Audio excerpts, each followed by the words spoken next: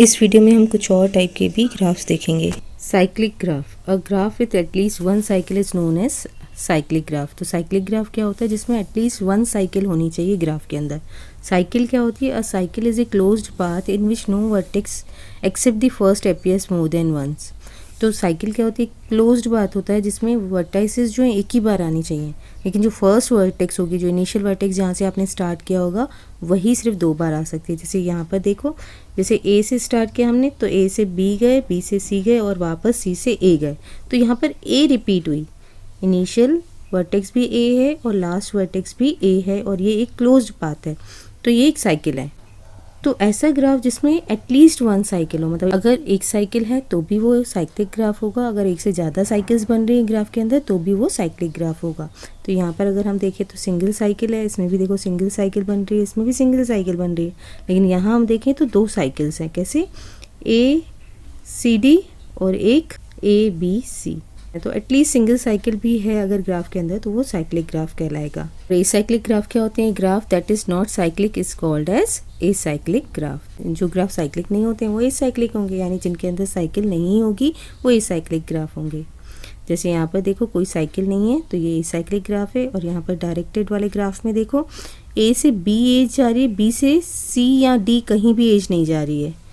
ठीक है, तो ए से बी तो आ सकते हो लेकिन बी से डी नहीं जा सकते हो आप, तो यहाँ साइकिल नहीं बन रही है। यहाँ अगर इधर से करें तो ए से सी हम नहीं जा सकते हैं, इधर से देखें सी से डी जा सकते हैं, डी से बी जा सकते हैं, लेकिन बी से ए नहीं जा सकते हैं, तो कोई भी साइकिल क्रिएट नहीं हो रही है। तो ये भी एक एग्जाम्पल है इस साइक्लिक ग्राफ का। नेक्स्ट इज साइकिल ग्राफ और circular graph. A graph with single cycle is known as cycle graph. अगर ग्राफ के अंदर सिंगल साइकिल है तो वो साइकिल ग्राफ कहलाएगा। यहाँ पर क्या था? साइक्लिक में एटलीस्ट वन साइकिल होनी चाहिए, अगर ग्राफ में एक से ज़्यादा साइकिल है तो भी वो साइक्लिक ग्राफ कहलाएंगे, लेकिन यहाँ पर साइकिल ग्राफ में क्या होना चाहिए? सिंगल साइकिल ही होनी चाहिए ग्राफ के अंदर। जैसे यहाँ पर दिख रहे हो, यहाँ पर सिंगल साइकिल है, यहाँ भी सिंगल है, यहाँ भी सिंगल है, यहाँ भी सिंगल है, तो ये सारे क्या हैं? साइकिल ग्राफ हैं। यहाँ कह सकते हो graph in which every vertex has degree equals to 2 is known as cycle graph. हर वर्टेक्स की डिग्री 2 होगी तो वो साइकिल ग्राफ कहलाएगा। देखो यहाँ पर ए की डिग्री 2 है, बी की डिग्री 2 है, सी की डिग्री 2 है, यहाँ पर भी देखो सारी वर्टेक्सेस की डिग्री क्या है? 2 है, तो ये सारे क्या हैं? एग्जाम्पल्स है साइकिल ग्राफ के। It is denoted by C n where n is greater than equals to 3। और साइकिल ग्राफ को हम सी एन से रिप्रेजेंट करते हैं, और एन क्या है? नंबर ऑफ वर्टेक्सेस, जो कि क्या होनी चाहिए? ग्रेटर देन और इक्वल्स टू 3। अगर आप दो वर्टेक्स लेके साइकिल ग्राफ बनाना चाहो तो नहीं बना सकते हो, क्योंकि यहाँ पर क्लोज्ड पाथ नहीं बन रहा है, साइकिल नहीं बन रही। मुझे एक थर्ड वर्टेक्स और ऐड करनी पड़ेगी तब भी साइकिल ऐड हो पाएगी। तो नंबर ऑफ वर्टाइसेस 3 हो सकती हैं साइकिल ग्राफ में, या उससे ज़्यादा हो सकती हैं। Next is regular graph. A graph in which all the vertices are of equal degree is called as regular graph. वो ग्राफ जिसमें सभी वर्टाइसेस की सेम डिग्री होती है वो रेगुलर ग्राफ होता है। ये सारे भी रेगुलर ग्राफ्स हैं, क्यों? क्योंकि सभी वर्टाइसेस की डिग्री क्या है? 2। तो ये क्या है? Regular graph with degree 2।